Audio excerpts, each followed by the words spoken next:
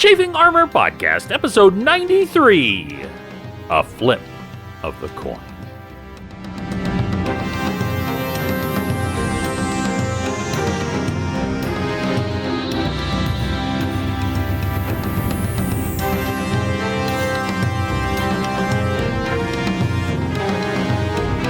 Welcome back to the Chafing Armor Podcast. I'm your host and irascible Dungeon Master, Michael Corley. With me tonight is Izzy. Izzy, tell everybody who you will be playing. Hi, everyone. My name's Izzy Corley, and tonight I will be playing famous jazz singer Merezi Mugra, half-orc barbarian. Yes, as we know, it is canon that the orcs express happiness by doing jazz hands.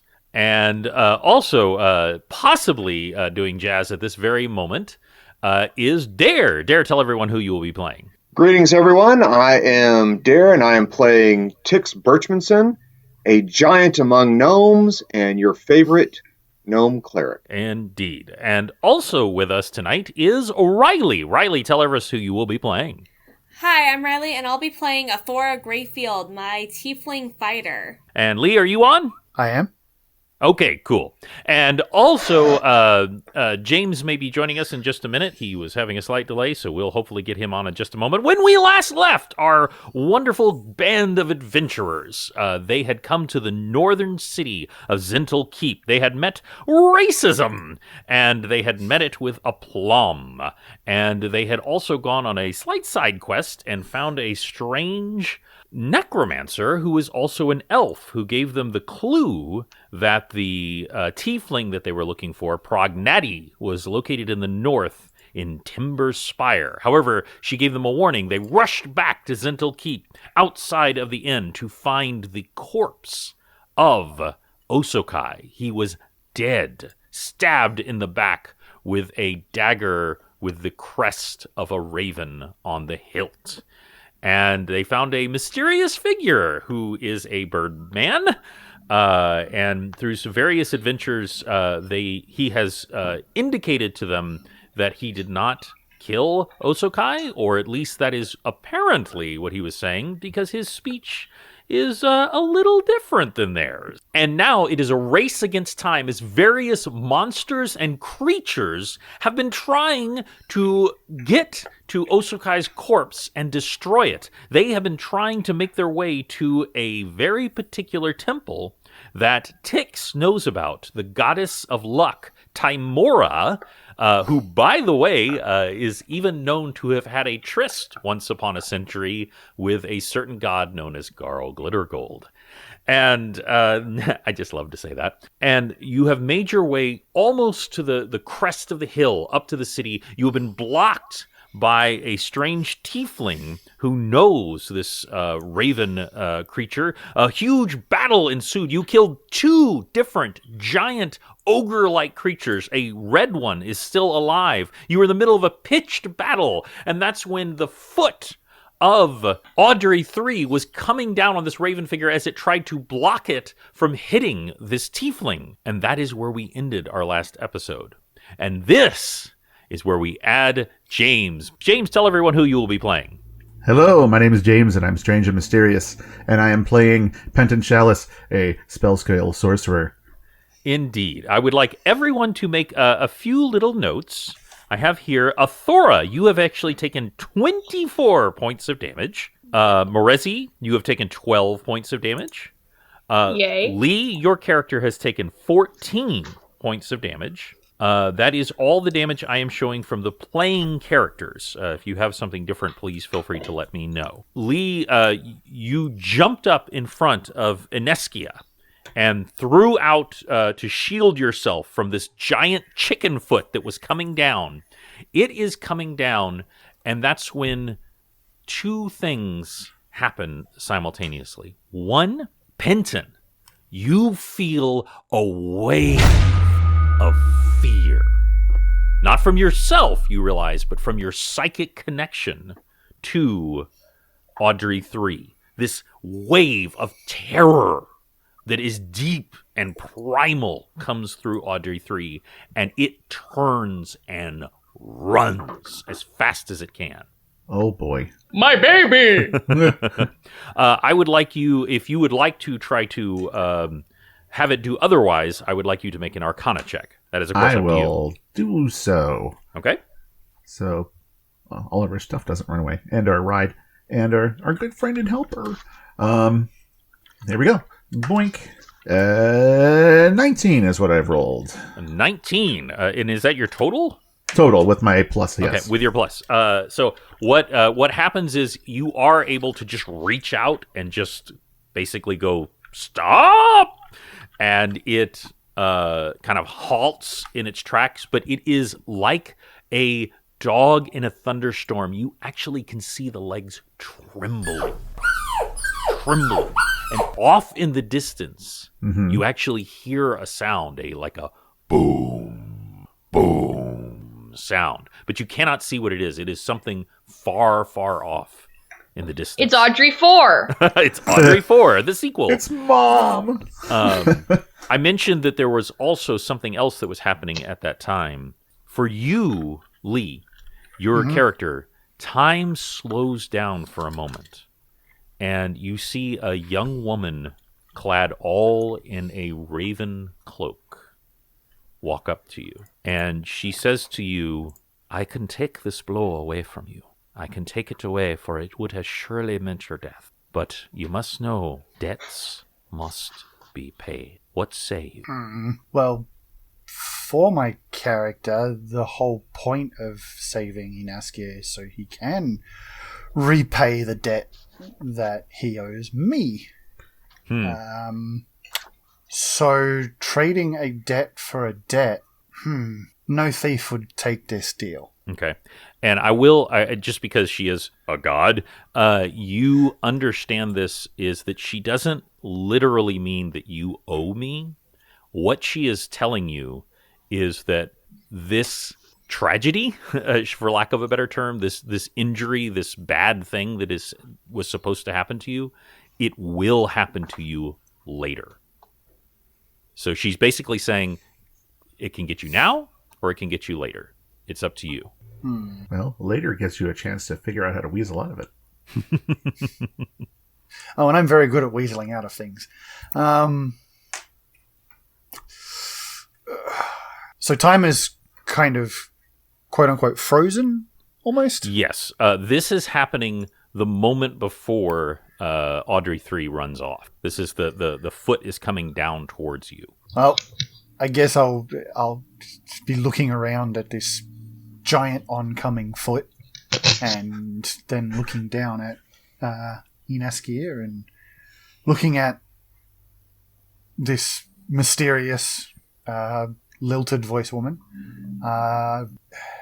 And the sound of a bell can be heard.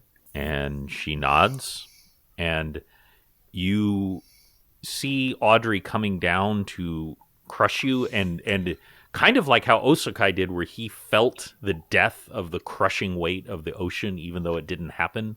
You feel that foot, that natural 20 blow coming down on you, and then like just a slight back, and then you're suddenly maybe 16 inches further forward, and it boom comes down, and the pavement cracks underneath, and then it shudders and turns and runs away. Just so y'all know, at this moment, we are still in full combat because the red creature, you actually you killed the blue and the green one, but both Inaskia and the red one are still alive. Inaskia is injured, the red one is not.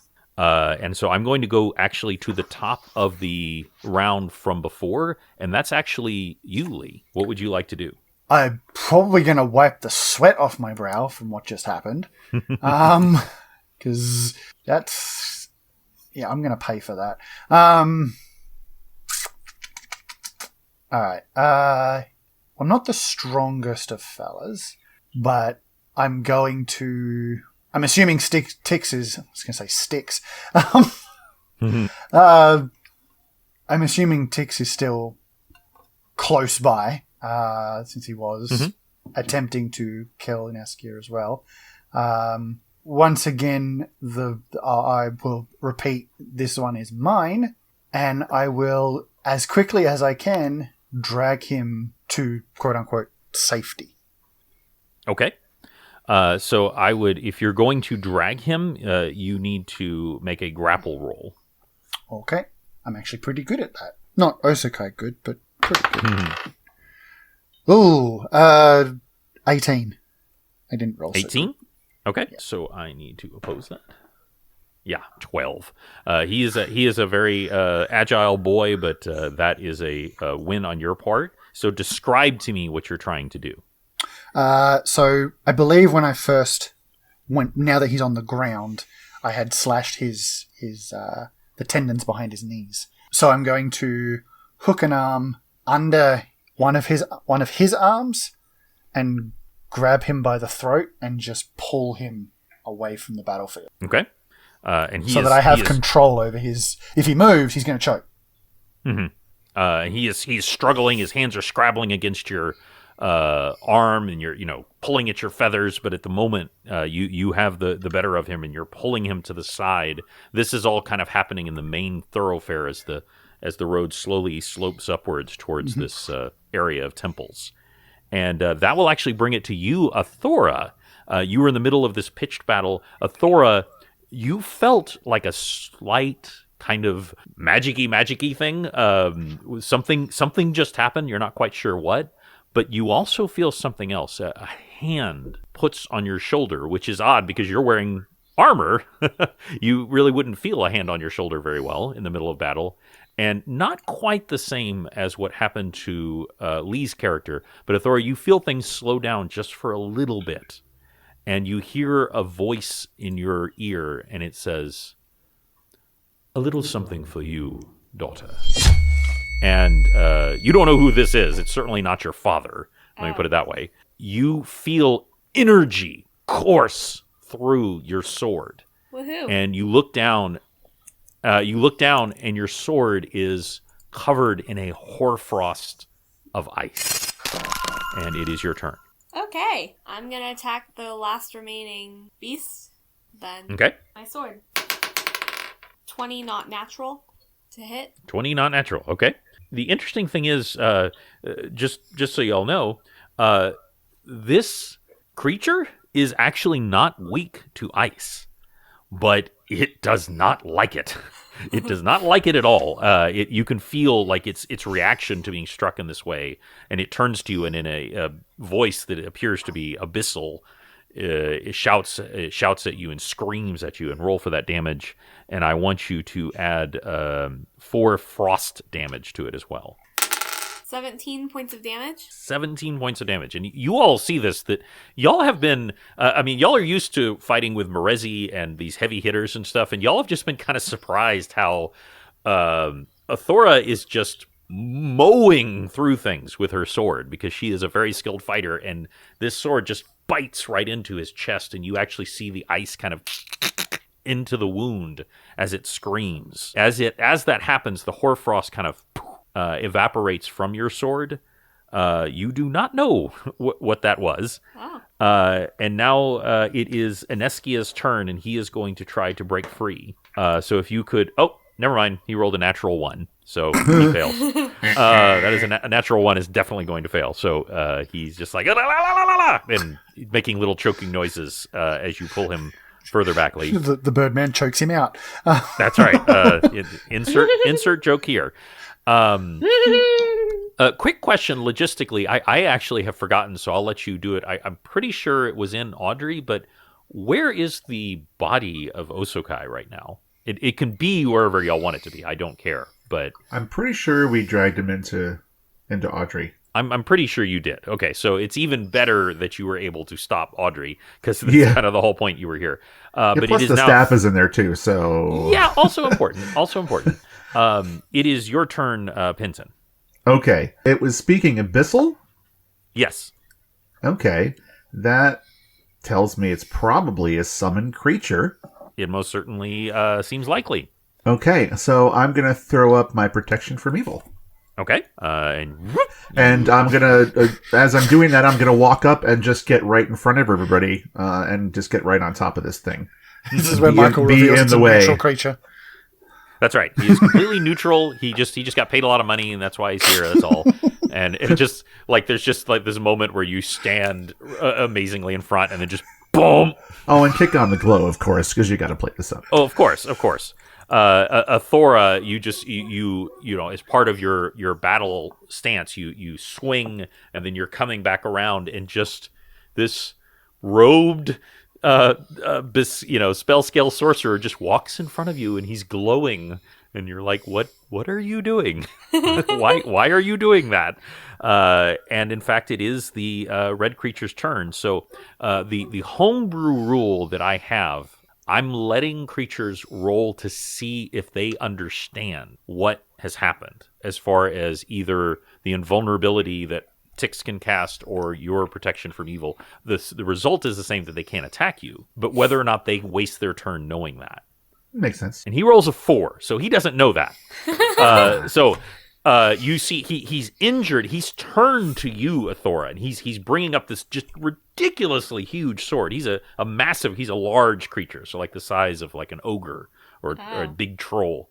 And he's lifting up this giant double-handed bladed sword to attack you, Athora. And then this guy just comes walking right in his way, just blocking a path. And he's like, oh, well, I'm just going to make him a small smear on the ground. And he just brings it down, and just as his sword comes down, it just slows down and gets slower and slower and slower. And then when it's less than an inch from your face, Penton, and you don't move at all, and it just stops. Smile.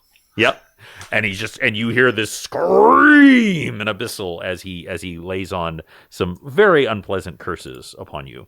And that will actually bring it to Tix. Tix, who was being very successful in this battle, by the way, and has some lovely art that he has shared with us that I need to make sure I download to put on the feed. Well, that's the question. Where has the Birdman and my target gone? And which is closer, the Red Demon or what is it called? It's not an Aarakocra. It's Kenku. Kenku. Thank you. Mm-hmm. And I with y'all, anyone who has dungeoneering would just know what this creature is. They are not common in this world, but they are also not uncommon. And all of you have been to large cities and have probably at least seen one, with the possible exception of Athora. But even you were like, okay, that's a Kinku because it doesn't fly. Really, the two are about equal distance. The Kinku is dragging away this tiefling, and so it's now further away from you, and the red demon-y type character is several steps back. So you're kind of halfway in between. So Tix will call out to Penton, do you have this? For now. All right. Tix makes the choice to turn back towards Penton and Athora and runs into combat and engages and swings away with Destiny Seeker to the red demon. And I would like you to roll to attack, because you are definitely close enough that you can just cover that distance. And that is a 17. Roll for damage. Okay, that is 12 points of damage. Very solid hit. It's not even looking at you because it's still recovering from this ridiculous blow that should have just cut Penton clean in half, and you just come up behind and just bite into the back of its thigh with Destiny Seeker, and you hear Destiny Seeker say, "The blood of our enemies is sweet." As it bites in and does that 12 points of damage. It's now taken 29 points of damage. It turns its head slightly towards you and growls. It is not super happy right now because things are not going great for it as it comes to Morezi's turn. Do I get magic stuff too?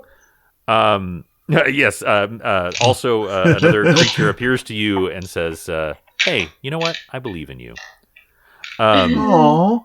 And no, that does not happen. Nothing magic happens to you at all. Grumsh appears and head pats her. That's right. Yeah. He Okay, says, I'm gonna hey, I use- finally got that prayer. I was at that rave earlier. Wow, that's going back a bit. He's still got some streamers in his hair. Yeah, exactly. No. I'm going to use my two attacks on the big nasty guy, the ogre demon dude. Okay. 14? Wait, no, I've got a big base attack bonus. 21. 21.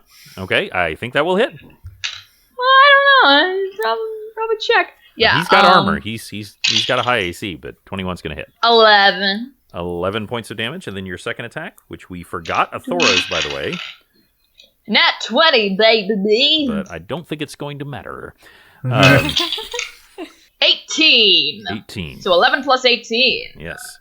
So describe to me, Morezi, how you take down this giant red ogre-like demon character. Morezi is a bit of a absent-minded individual. She did not follow the whole intricacies with the Kanku and the elf and all that, but she, while kicking at some dirt, almost got jumped by this red dude.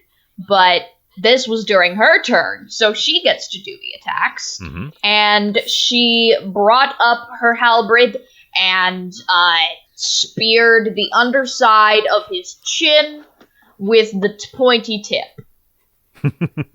So y'all see this just as it, and then there is a start of a fall here. I'm trying to think of the best way to do this because I want to be true to the round. This creature has a special ability that when he is reduced to 0, he is not yet dead, and so he is falling and he goes to one knee, and then you just see this just flame shoot out of his eyes as he. And I would like Athora to get one more hit because I didn't give you your second attack last time.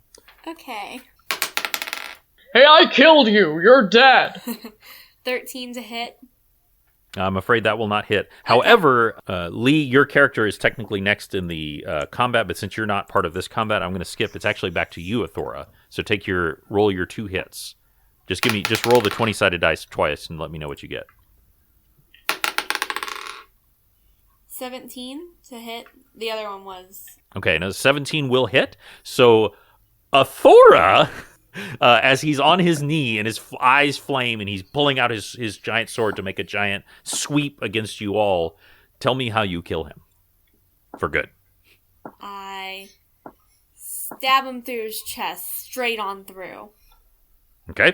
And Morezi, because of the way this battle is happening, there's actually, it's not like it's really going to hit you, but it's like a little bit closer than you were expecting, is the sword comes out the other end and just, like just a few inches from your eyes. You're like, as... XP stealer!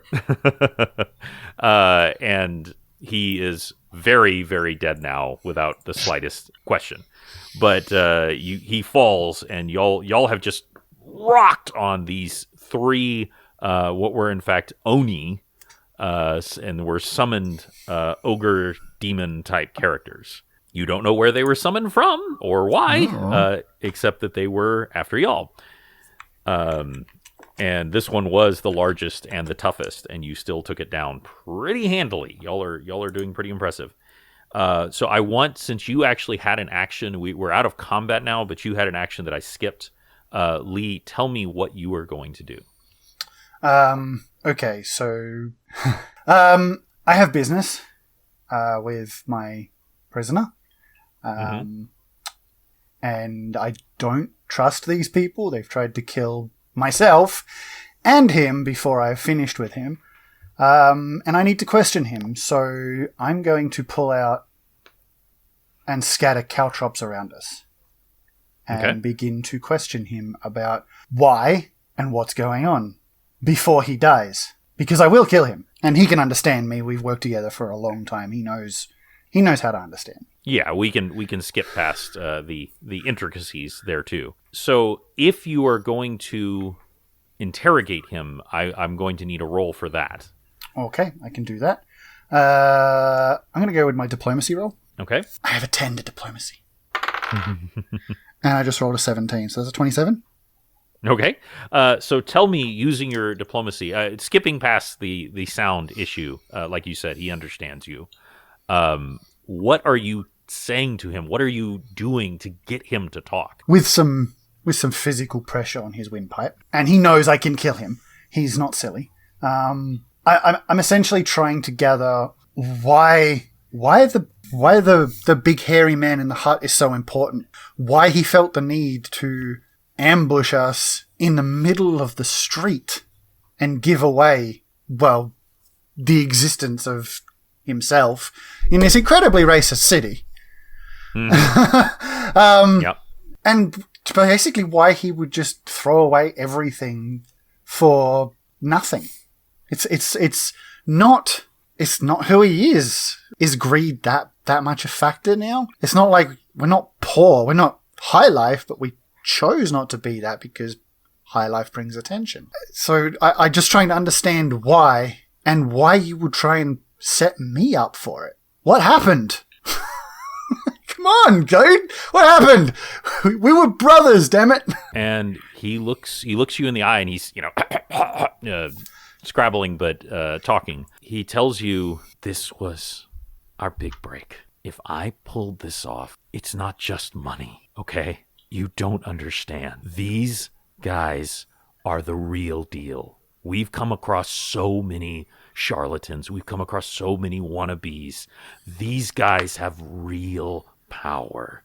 They are backed by some really tough birds, let me tell you. And sorry, just the concept birds. of saying that to a bird. Yeah, man. they're after these pigs. No, and if I had pulled this off, I wouldn't just have a big score. They were gonna put me in charge of a city. I was gonna run the place. They were gonna let me take this place over, and I could lord it over these jerks who spit on me and try to kill me if they catch me in here. I was gonna have it all, and all I had to do was get rid of that stupid guy. And then you are gonna bail on me. You were gonna bail on me. And so I decided that I'd had enough. I had enough. I saw what was going through your mind when we were in that house. I saw that you were going soft on me, and I'd had enough of that. He did have an accent, by the way, but I didn't want to do it for all of that. Yeah, no. If you forgive me. And he basically just says, I could have had it all, and now I've got nothing because of you. Thanks. I don't know for certain, but I'm gonna hope at least one of the rest of these people heard something. Yeah. Otherwise, I have got it all recorded. My mimicry is impeccable. And Penton will know that. But yeah, he is... At this point, I'm done. And I'll simply kneel down and repeat back to him in his exact same voice. And now you have nothing. And slit his throat. Okay. And for simplicity's sake, I will say that you all could hear that, because after this battle, like, you could hear a pin drop, because everyone has scattered.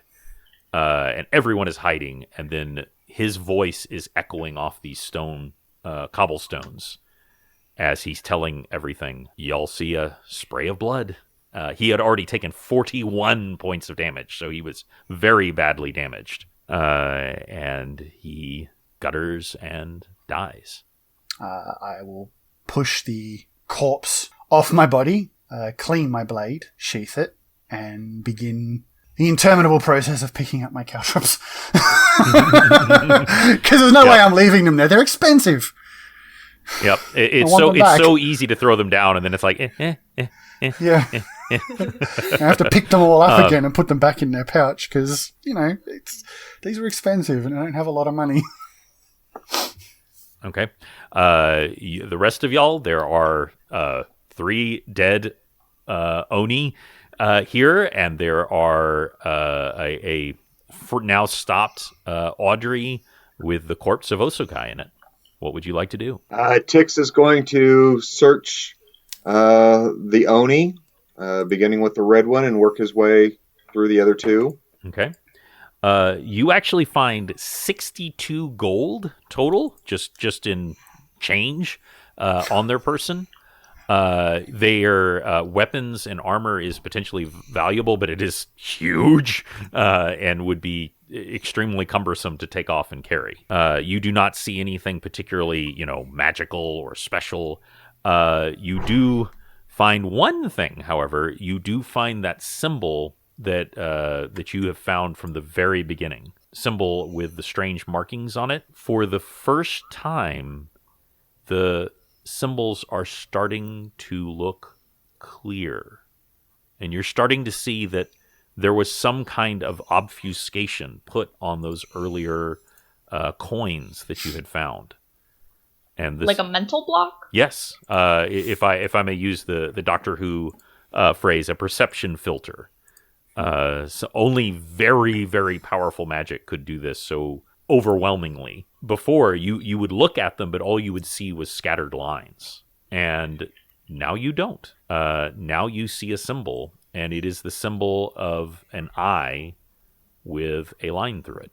A scratched, very ugly line scratched through it. And you immediately, you just know this is the same symbol I've been looking at on these other tokens all this time. And his name was Blind Ivan! But there is nothing else of note on the creatures. Dope scar, dude. There is a small contingent of guards come trooping towards you from the top of the hill. Well behind them, but you can see him, is Wraithal, the mayor who you had spoken to before, who tried to get you to do his bidding, and essentially was working his way towards asking you to take out the necromancer. And I believe Tix flat out refused. I should clarify, Tix was the only one there at that time, I believe. I'm sorry, did you go with him? I can't remember. Penton was there. Yeah, Penton was there as well. And they are coming towards you, and Wraithal is just gesturing wildly, and he's saying, arrest them all! And to quote This wasn't us! To quote a hero Rude. of Tix's, I don't think I'll be arrested by you today.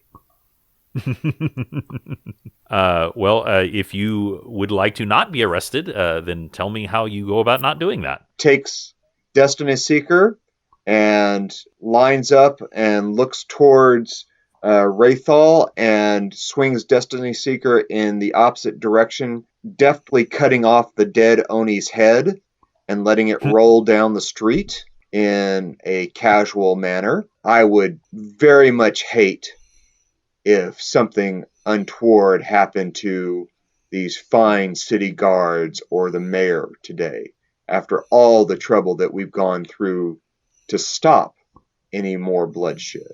Okay.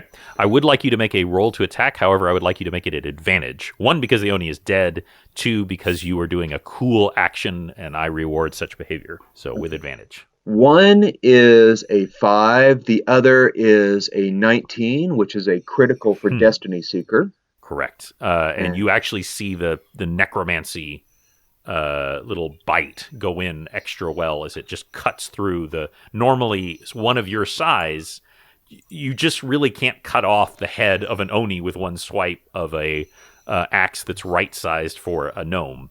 However, a Destiny Seeker is a magic sword that's masquerading as an axe, and it just vroom, and there's a pause, and then just vroom, vroom, vroom, and nobody wants to do anything.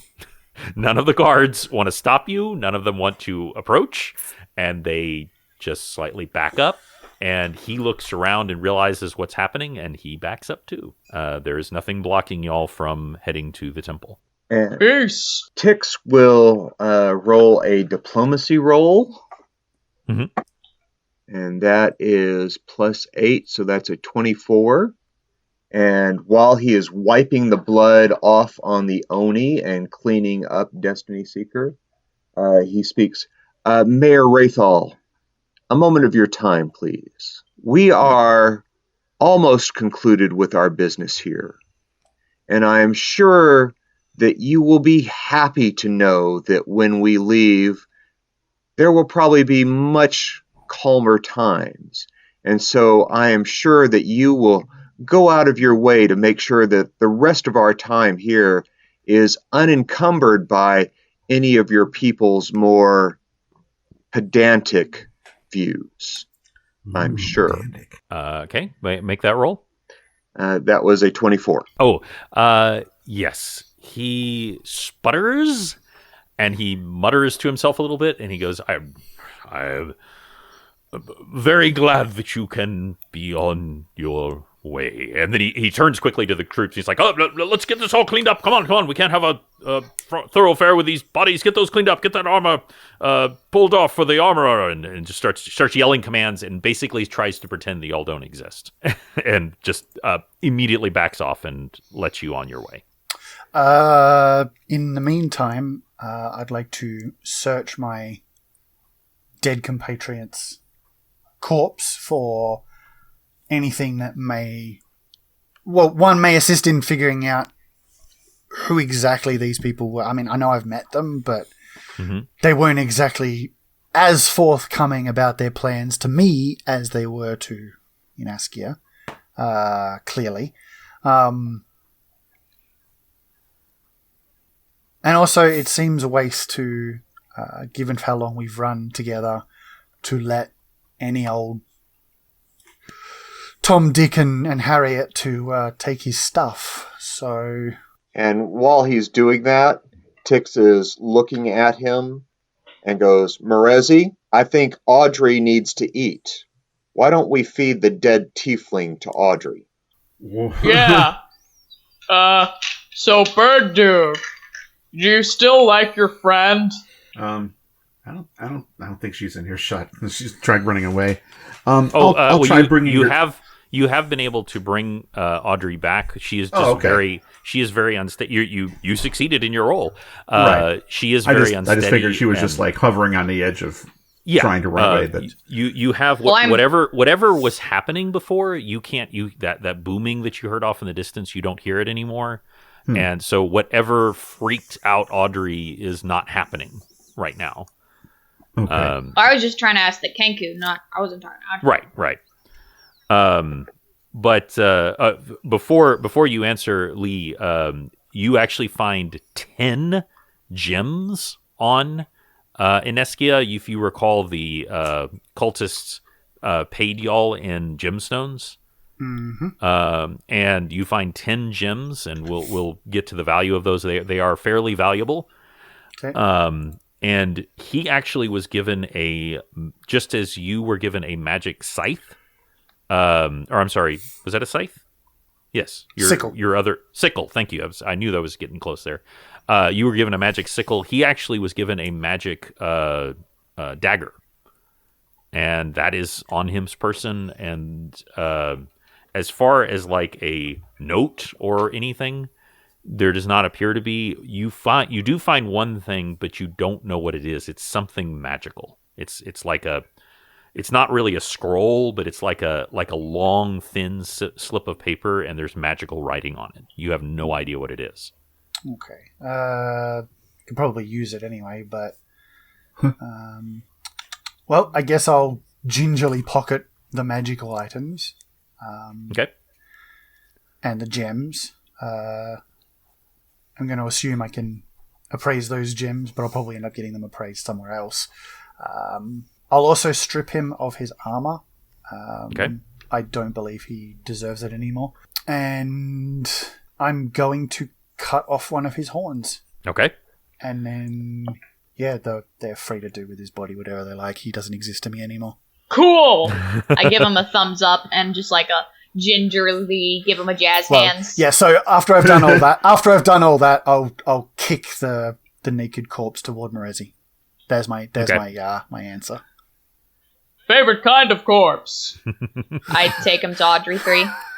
He does have some small clothes on. I'm just saying. But anyway, you pick him up, Merezi, and y'all have done this many times on your travels with game that you and Osokai specifically have brought down.